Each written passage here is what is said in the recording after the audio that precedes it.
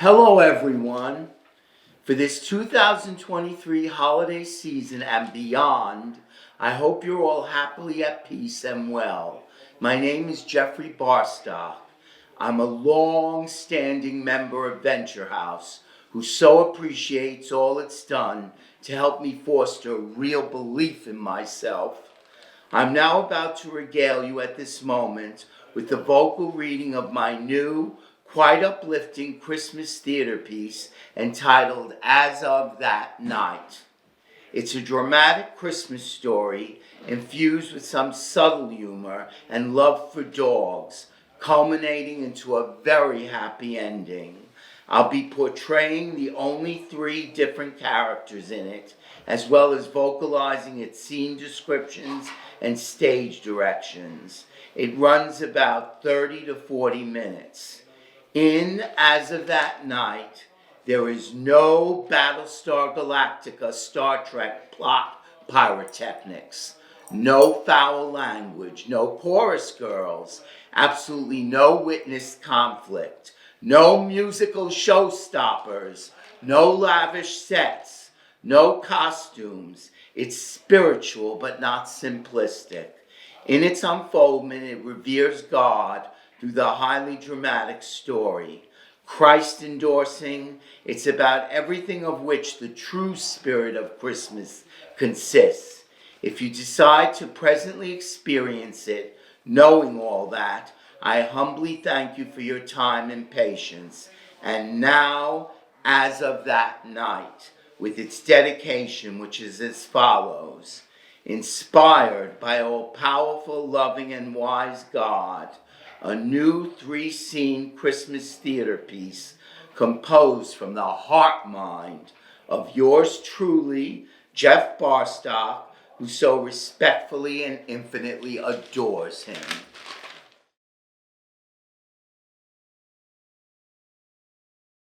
Scene 1, Brooklyn, a 2023 somewhat snowy Christmas Eve at 10 p.m. We view at such time the comfortable, somehow colorful, clear panes living room interior of Zavina's humble decorated home, with its shimmering garlands, huge Christ depiction, and Christmas knickknacks that is nicely but simply furnished. Zavina, the sole fairly pretty 68-year-old occupant owner, who is dressed in a basically vibrant robe, teddy bear pajamas, and furry animal-shaped slippers, is listening to soft, wordless Christmas carols on her radio as she, from a mug, sips her hot marshmallow cocoa until she soon turns off the music and sets the beverage down to sit on a central sofa in order to, above her clasped hands, talk to invisible but ambient God. Enough of that hot chocolate, Lord. It and the carols were exquisite. Thank you. On this Christmas Eve, I want to wish your son, Jesus, for his impending birthday, the very best. In spiritual terms, I hope he's taking some time out from his busy rounds to party with the angels. As you see, I'm spending this moment to now talk to you, since in my life I'm currently alone with no one else but you. That's the way things are with Zavina, me, being no man ever wanted to wed me, since I am, I guess, not the best-looking specimen who ever crossed the earth. Who, also inside her, includes mental problems, mental illness to be precise. That's right, thus no kids. But despite all my medication, I'm still, as you know, somewhat manic-depressive, bipolar.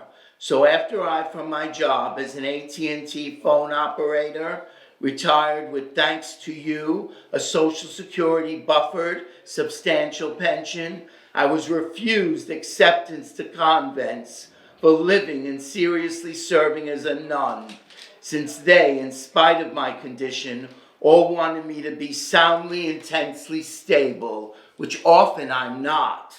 I've no living relatives, Lord, no friends either, you also know that like rattlesnakes, those I procured ultimately turned on me. Even best friends can do that.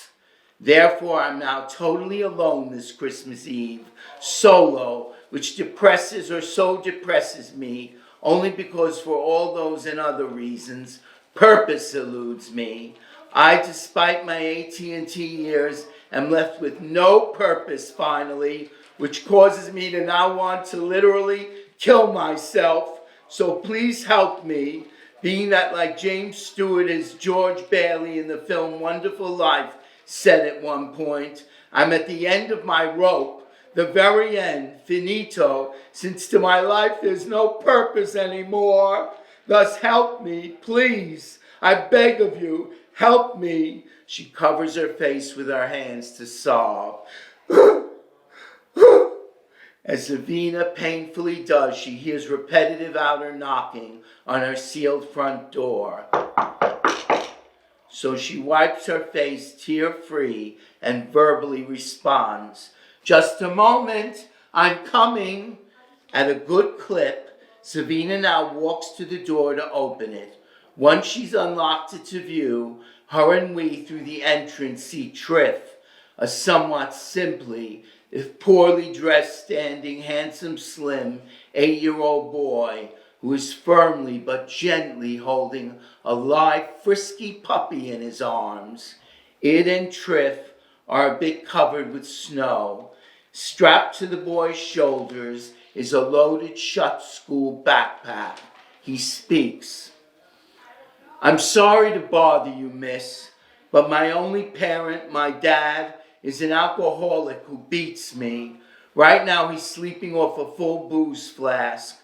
Just prior to that, I found this dog tied up to a telephone pole, abandoned outside in the snow, but couldn't, because of my heart, just leave him there, where he, if I didn't rescue him, probably would have died from cold and hunger. Tonight, my drunk pop not only struck me, but won't let me take care of this dog. Told me to kill him with a brick. So I walked out with it to look for shelter or someone to help us. But in spite of all my efforts tonight, couldn't find either. Don't call the police on my dog and me, since I don't, through them, want to wind up in foster care, which probably wouldn't let me keep the pup anyway. So will you please now take me and him in? It's Christmas Eve. Please, think of what Christ would do. Zavina, shedding new tears, but of concern over Triff's plight, softly smiles at him. Of course, come out of the cold. What your father did to force you into this predicament is unconscionably unspeakable, you poor thing. Now come in this second with that cute little soulful-eyed puppy. Step right in. Triff, tenderly gripping his dog and smiling, steps inside. Zavina shuts and locks door. Miss, hold my dog so I could hug you for so doing this after all I've been through. Zavina gently takes the pooch from him, which afterwards slobberingly, passionately kissy licks her while Triff hugs Zavina tightly. Thank you, miss. Thank you so much. Merry Christmas. Merry Christmas. Zavina carefully sets down the dog, which immediately starts house exploration. Miss, I'll retrieve him. Rafe may prove trouble. Don't bother. Pretend this is Mars. Let him be an exploring astronaut. My home to him is safe. What could a little puppy do? A bit of teething? Making puddles? My house could weather it. So, Rafe, huh? Like Wraith. A disembodied but good spirit. Did you come up with that name for him by yourself? Yes, I adapted it for him from my favorite comic book hero, who is small but works huge wonders. I see, how marvelous. So what's yours? Your name, I mean. Mine's Zavina. It sounds like some magical fantasy princess. I'm Triff. Nice to meet you. Fantasy princess, huh? I may be one at that, but my magic is potently secret. in reservation from the horns of unicorns, for like you, just good little boys.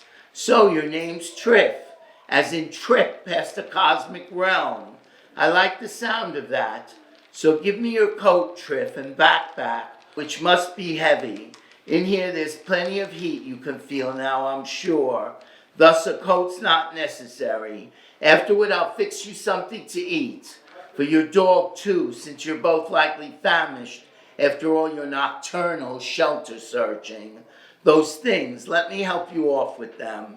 He does, both his ragged short winter coat and backpack that she now holds. Thanks. No need to keep thanking me. I'm glad to do it. It's purposeful. Christ's work. Now take a seat on my couch there to make yourself comfortable, and don't worry about Rafe. As I said, he's just a small puppy who's safe in here, so that his tiny teeth won't get him into any real mischief. Triff sits on couch as she puts his belongings away in a large closet in the living room. I'm sorry, Zavina, but I've got to thank you again, since if not for you, we, Rafe and I, would have had nowhere else to go. Still, I don't want to take advantage of you, but the truth is, yes, me and my dog are really hungry now. I'll understand, though, if you, due to your finances, can feed us but little. That's the unequivocal truth. Yet I swear to you, I'm not just being manipulative to get what we need in a self-serving way. Don't even think that, Triff.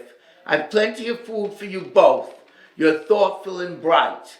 But believe me, you're no such burden, especially since it's Christmas Eve. So stop this, being I very much want to munificently tend to you each. That, as I sort of telegraphed before, gives me purpose. I only wish for you both I had gifts, but I'll see what I can come up with. Now, what would you and Rafe like to munch? For Rafe, I can give him canned beef ravioli, and for you, chocolate milk, matched by a bountiful meatloaf hero with a variegated, colorful side salad. How's that sound? Great. Good. In heading for my kitchen, I'll be back in a flash with the stash. Don't rush on my account. Take your time. Good things are worth waiting for, Zavina. So Rafe and I will do so. Incidentally, you've a pretty house. Really? You think so? No question. I also love the Christmas decor. Then it's my turn to thank you. So, my sweet, just sit and relax. While you're waiting, would you like to briefly peruse my collection of books or magazines? They're arranged there in the bookcase. See them? Yes, I'll check them out. I may then discover intriguing matter, since I love to read. I can tell. Oh, how? You're articulate for a young child, which stems from much book perusal. Such acknowledged, I'll return with the banquet, so we can talk while you eat. Super. See you in a trice. It's a deal. She blows him a kiss and exits into unseen kitchen just before he pulls out to the pub. Rafe, where are you? Don't make a mess exploring Mars. I'll need to trust you wherever you've gone. Now Triff strolls to bookcase, picks out from it a colorful periodical, the pages of which he gazes at while sitting on the couch until Zavina returns with a food-laden tray, which is his meal, so that he, upon seeing her, sets aside the subsequently shut issue. I'm back.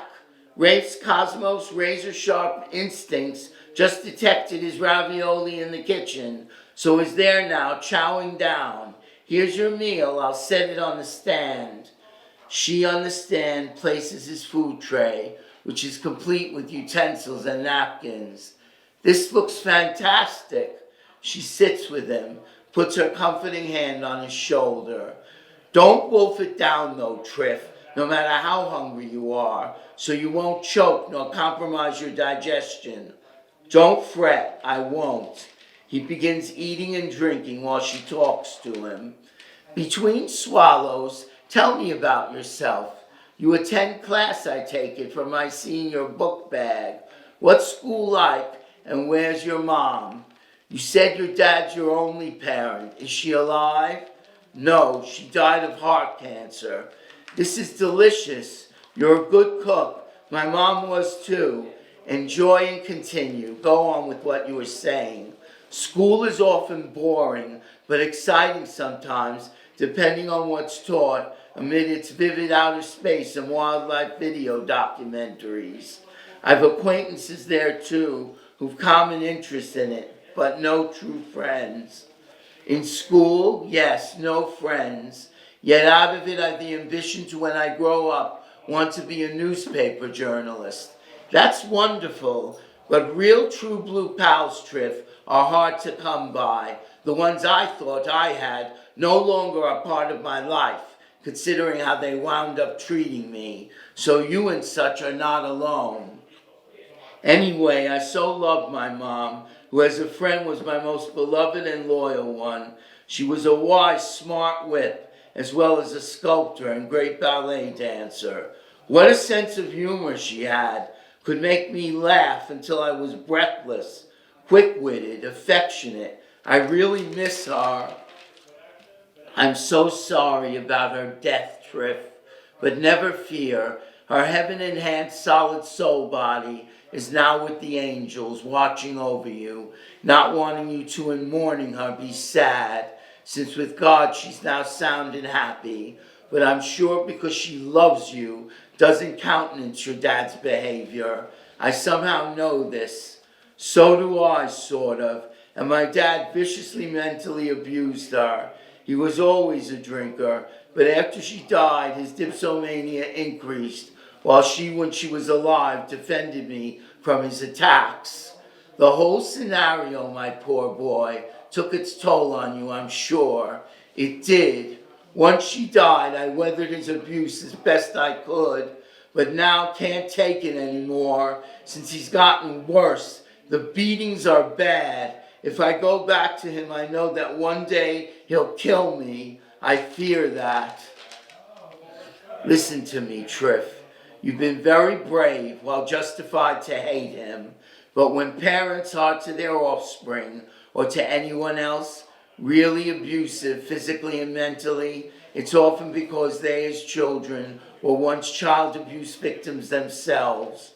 So on a subconscious level, they can't help what to others they destructively do. So for your peace of mind, learn to or find a way to forgive him. For forgiveness does more for the forgiver, psychologically and spiritually, than for the forgiven. While not forgiving him will do you the greater damage of poisoning you with paralyzing bitterness than his abuse could have ever done to you. Understand? I do and will forgive him, but because he wanted me to smash in the skull of my puppy with a brick to kill him and tormented my mom so much, I can't do it right now, but I will. He now in pain sobs, while Zavina tightly but lovingly cradles him. Then God is very proud of you, Triff, as I am. Yet hear me out, Zavina. I can't go back to him. He'll kill me, while foster care with all its rules and issues will probably not allow me to keep Rafe. He'll be taken away from me. I would never let such happen. Don't worry, Triff. We'll figure out something, an alternative. Under his influence, my dad could get the authorities to force me to go back to him. He's smart, even though he's an alcoholic. And then what would become of Rafe? The dog could in such case wind up being put to sleep by the ASPCA. Triff, all of this won't come to pass. If such was meant to be, Rafe and you wouldn't be here safe and sound with me now. So God, you could tell from that, is utilizing me to help you. So to start off with, you and Rafe are going to spend Christmas with me, not at the hands of your dad, monstrous as he currently is, but with me, as I said. Is all your school stuff in your tucked away book bag here that you have? Yes.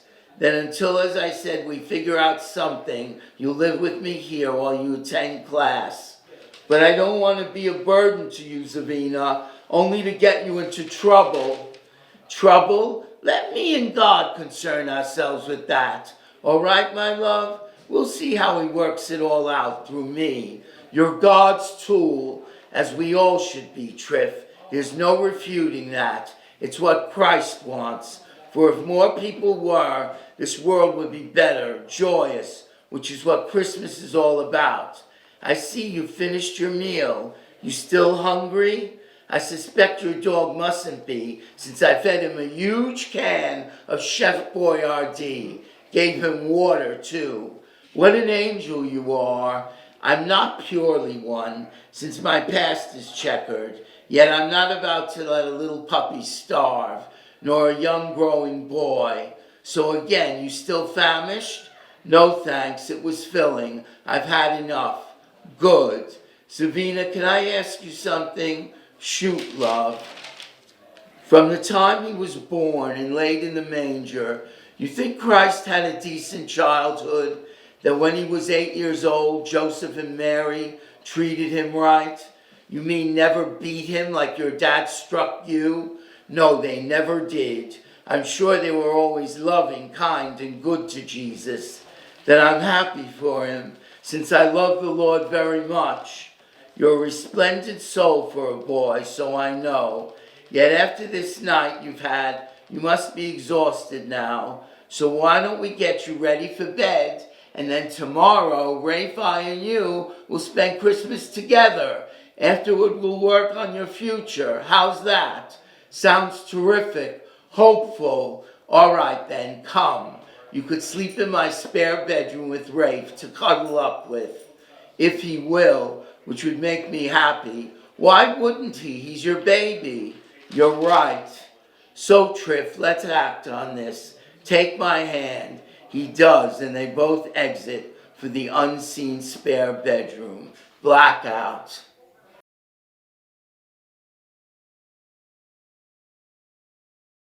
Scene 2. Through the living room windows, sunlight comes up on Christmas morning. It's very early. Zavina, dressed in nice street clothes, is temporarily alone now in her living room. She is sitting on the couch, gift wrapping a small box which contains an unseen object. Just as she hides it after finishing touches, Triff in pajamas walks through to her. She broadly smiles at him as they both hug. Zavina speaks first.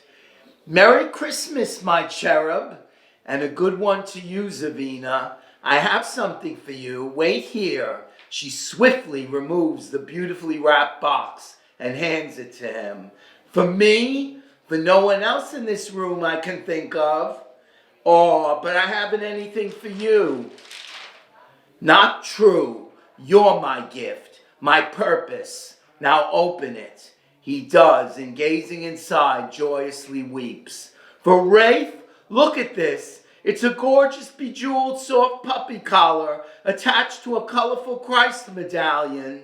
Yes, it is. That medallion image suffused with Christ's symbolic essence will protect him. While you were sleeping, I bought it from a nearby Indian shop open on even Christmas Day. Triff intensely, warmly hugs her while holding the collar. It's perfect. Where's Rafe? It looks comfortable enough to easily fit him. I want to put it on him now. Rafe! Suddenly the puppy comes bounding in toward Triff. Come here, you! Frisky as ever, Rafe dashes up swiftly to Triff, who lovingly lifts him to put the collar on. Rafe complies willingly. See how tamely he let me put it on? He's very bright. It's as if he knew or now knows what it's for, the brazen show-off. Yes, he obviously does. Zavina pets Rafe, who now collared affectionately licks her hand. Triff sets the pooch on the couch, who promptly jumps off to explore the house further. There he goes. Where did you put my backpack, Zavina? Since in it I have, I believe, something for you. And don't say no, unless you want to make me miserable on Christmas. Do you? I certainly don't. Good. Then show me where my backpack is. Wait here, I'll bring it to you. Patience is a virtue, thus I'll do so. She brings him the sealed backpack. Sitting, he rifles through it as she watches until he withdraws an object from it, which he extends to her. Take it, go on. She does. What kind of slipper is this? It's beautiful, shimmering, white. It's a ballet shoe. My mom gave it to me just before she died. Remind me of her. Yet I want you to have it now. She wore it to her most successful ballet performance one Yuletide. The Nutcracker. Don't for any rationale refuse it. This is Christmas. But she gave it to you, Triff, because she loved you, as in heaven she still does. She wouldn't want me to take this from you. It's too precious, considering what for you it symbolizes. Wrong. She'd respect my choice, based on all you've done and are continuing to do for me. Please keep it, Savina. I want you to have it, as I said. If you reject it for any reason, I'll despair. I won't reject it. It's now my most prized possession. Thank you. You're welcome. Now remember, when you return to school tomorrow, come right back here so we can plan your future. Figure it out. Will do. Meanwhile, it's Christmas morning, so let's wish Jesus a happy birthday and embrace.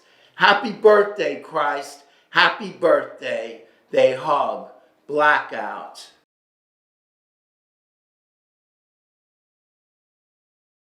Scene 3.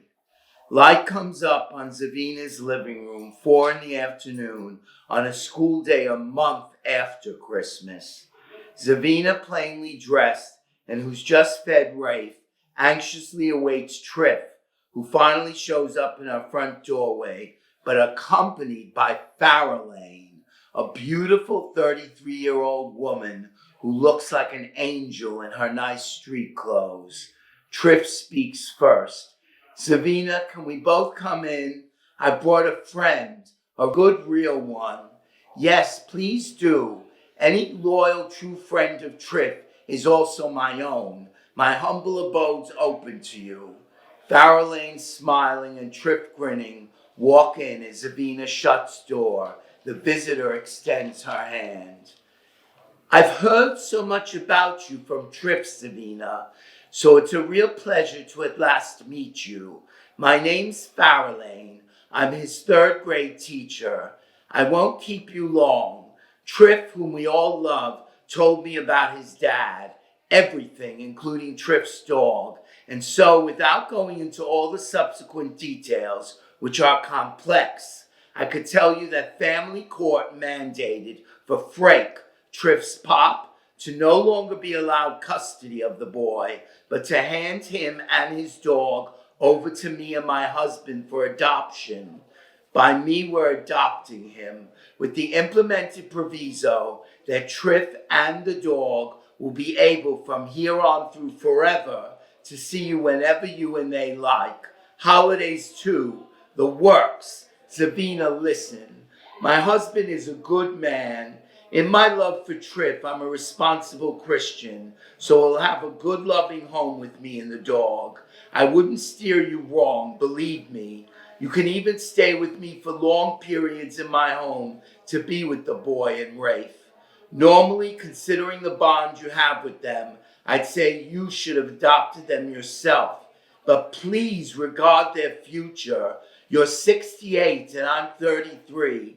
Physical stamina that's in this matter needed for their care is on my side.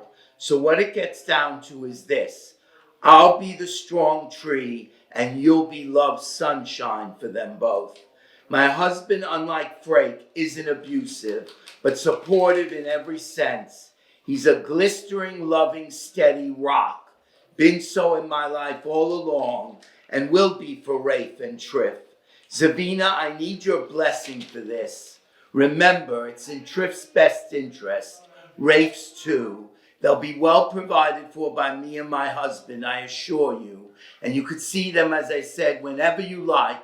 So please now bless this to let me know that with you it's okay. Please, will you, to mollify my conscience? I bless it. I do, Farrellane. Evidently, Christ worked it all out. You're a beautiful soul for doing this for Trip, Rafe, and me, and for yourself and husband. What's his name? My husband? Yes. Rax. Well, God bless Rax. I'm sure for Trip, he'll make a good dad. I'll tell him you said so. Thank you. Therefore, welcome, Zavina, to our little family. Zavina and Farrelane hug. Triff chimes in. So, as scripture conveys it, all things work out for the good for those who love God. Yes, for those who do, and so acknowledging him, since he created us all, everything. Nothing could be without him, nothing.